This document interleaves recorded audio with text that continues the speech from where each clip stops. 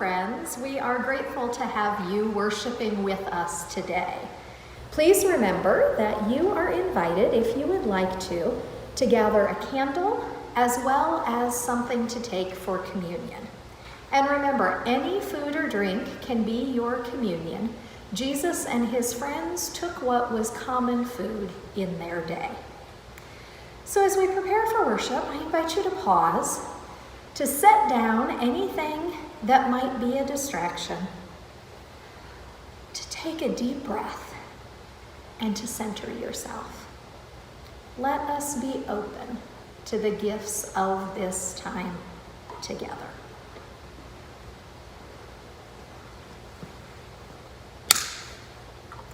We light this candle, a reminder of the divine presence with us.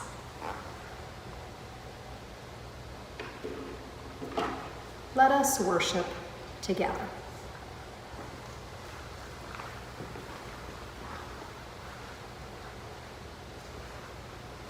Please pray with me.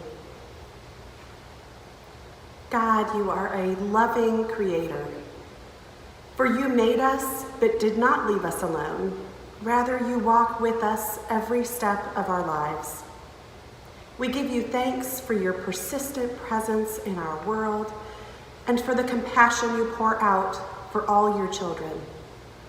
You are a God who feels with us and offers comfort to us when we despair. You created us to be a people of compassion, yet we must ask for forgiveness for the times we turn the other way instead of helping, for the situations and people we are quick to judge rather than understand. God, help us to look with compassion upon those we meet and seek to relieve their suffering.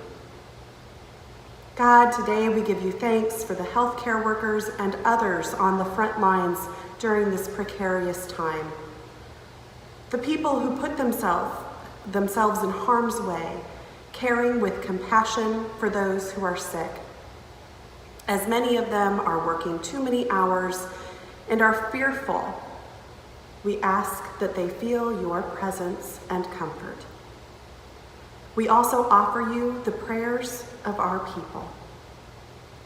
God, guide us in ways that we may remain connected to you and to one another, and help us to share your endless compassion with the world. Amen.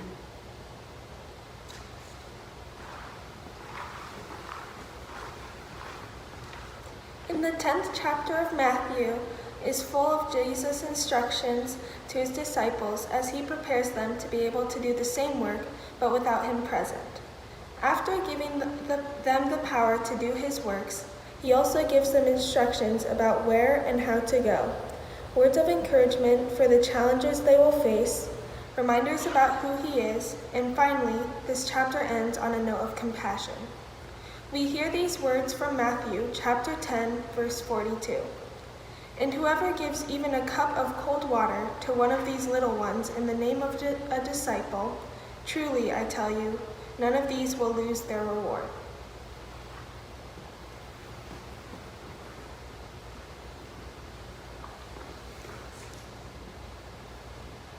So did you notice that when it was announced that schools would be closed for an additional 3 weeks following spring break, one of the first actions taken by school districts and legislators was to make provision for feeding children.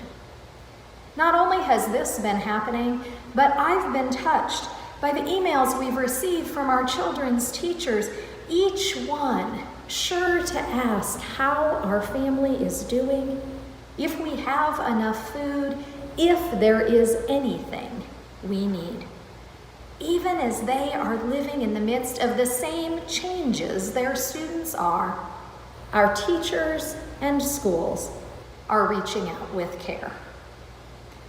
And have you heard about the school districts where teachers have caravanned through neighborhoods to wave at their children during this time when school is unexpectedly out?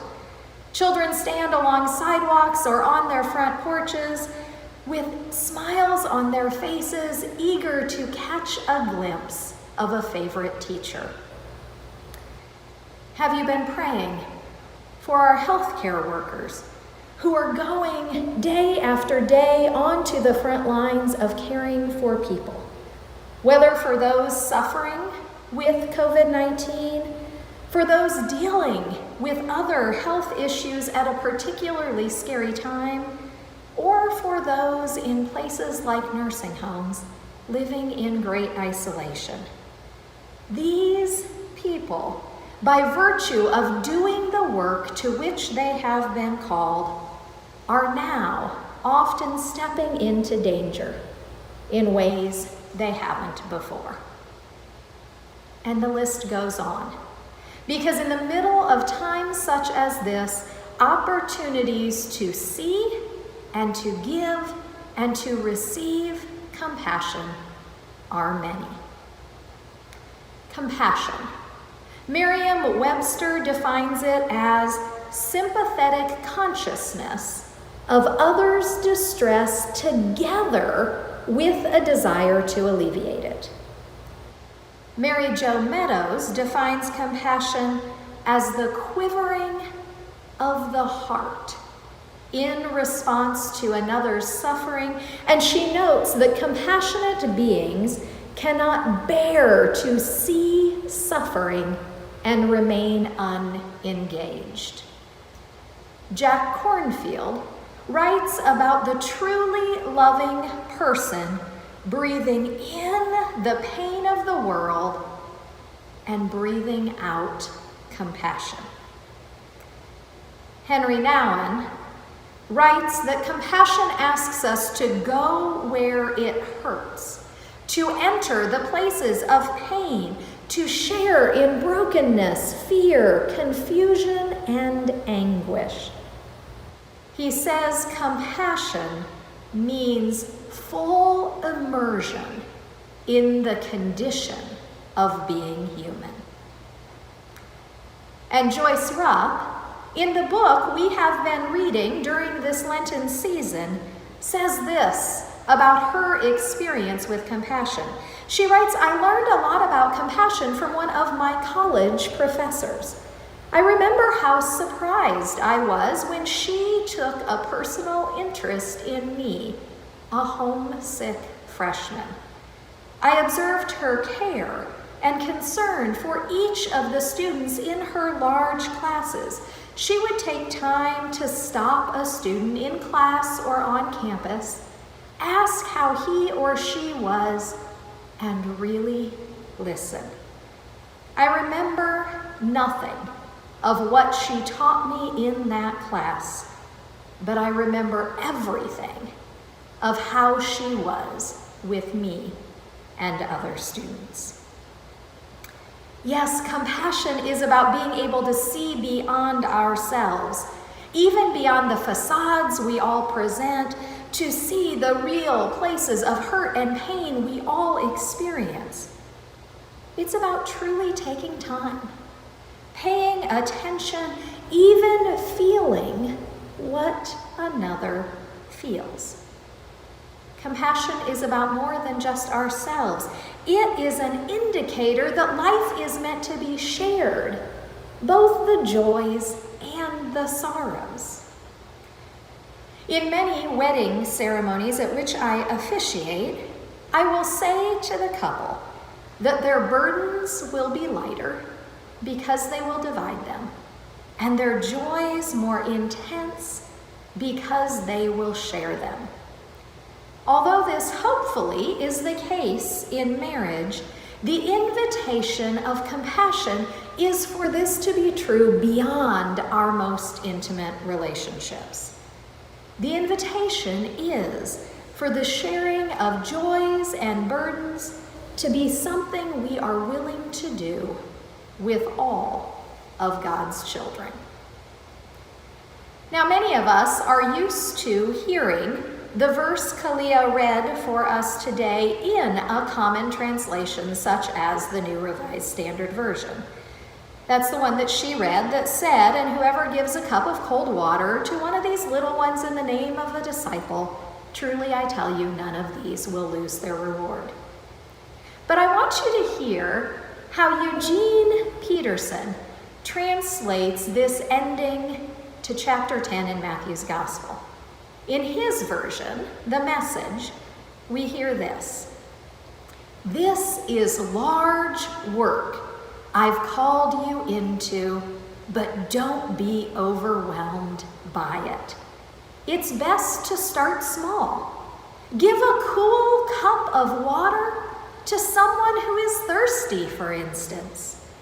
The smallest act of giving and receiving makes you a true apprentice. You won't lose out on a thing." This is a time in our lives when we feel overwhelmed. We want to help, but we don't necessarily know how. Many who have always been the helpers now find themselves labeled at risk. Even those of us who are theoretically safer don't know exactly what to do or what will feel like it's big enough to even make a difference. And yet our text reminds us that the small is just as important as the big. A phone call to say, "How are you?" An email asking, "Does your family have enough food?" A container of brownies dropped off on someone's front step. A friend who does your grocery shopping.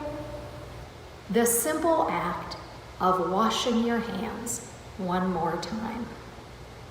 There may be some opportunities for bigger acts of care and compassion, but don't dismiss these seemingly small ones, because they can make all the difference.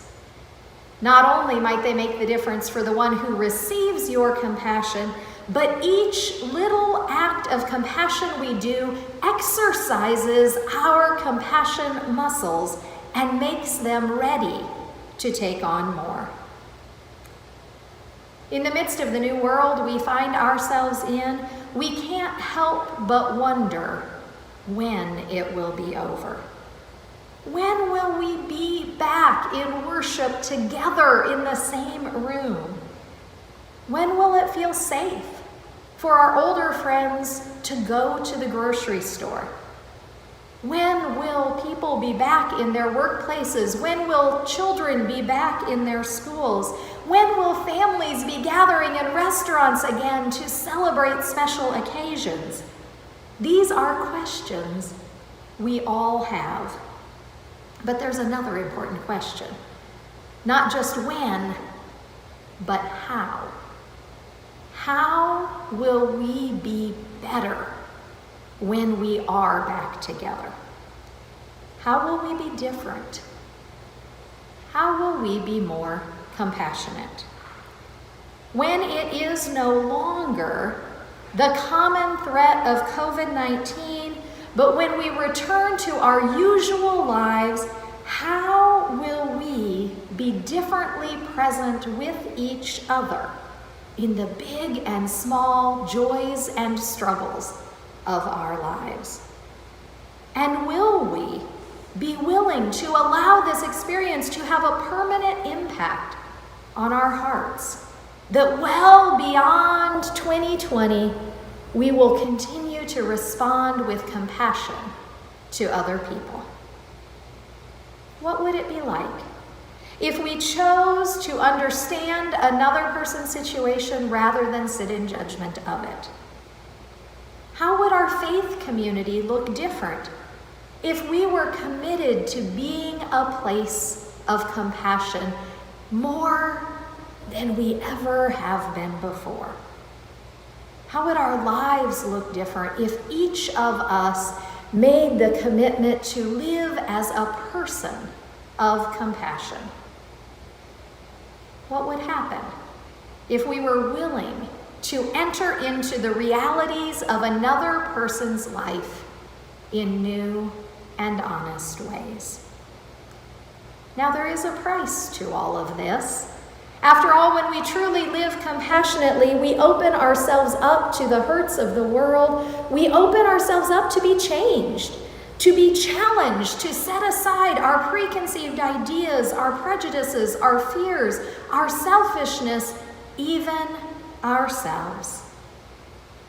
But friends, that is the call of our faith, to live compassionately, to look another in the eye and truly see them, to be those who are willing to hear another's stories and to enter into the realities of their experience, to be those who risk ourselves as we live connected to each other, part of one human family, those willing to be the hands and feet of Jesus in this time.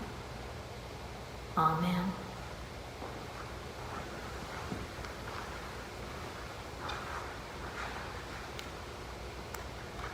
As disciples, it is our calling to share God's compassion with the world. And in this time, caring for each other and our world is more important than ever. At this time of offering, I invite you to give of your resources as you support the ministries of First Christian Church, which must continue through this time of hardship. I remind you that you can use the postal service to mail a check, or you can go to our website to submit a donation. And I also invite you to give of yourself and your time, offering compassion to the many around us who are in need. Even the smallest act of offering is significant. May we give generously.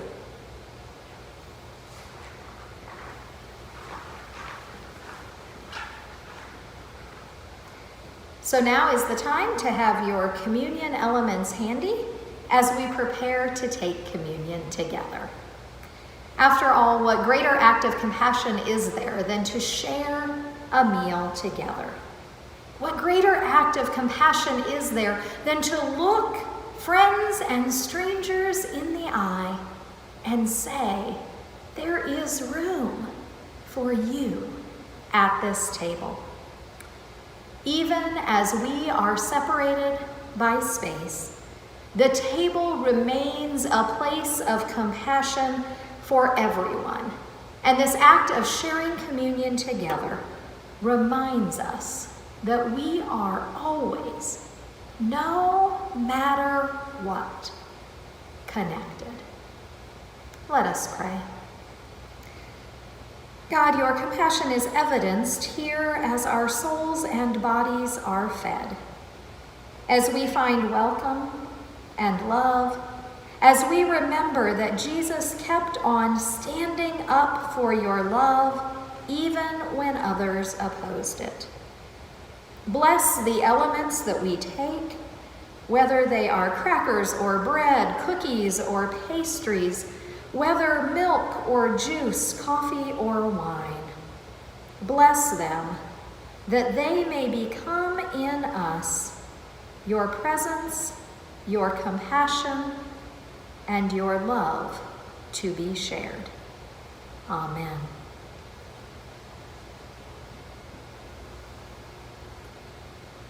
And so we come and we remember that Jesus took the bread and blessed it and gave it to each one gathered with him, saying, "This is my body for you." As we eat of the bread, which I invite you to do now, I also invite you to offer your body for God's work.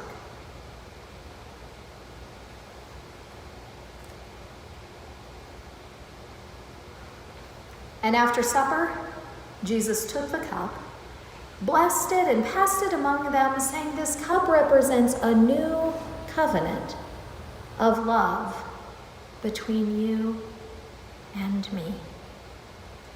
So I invite you now to drink from your cup, affirming your desire for God's love to flow through you.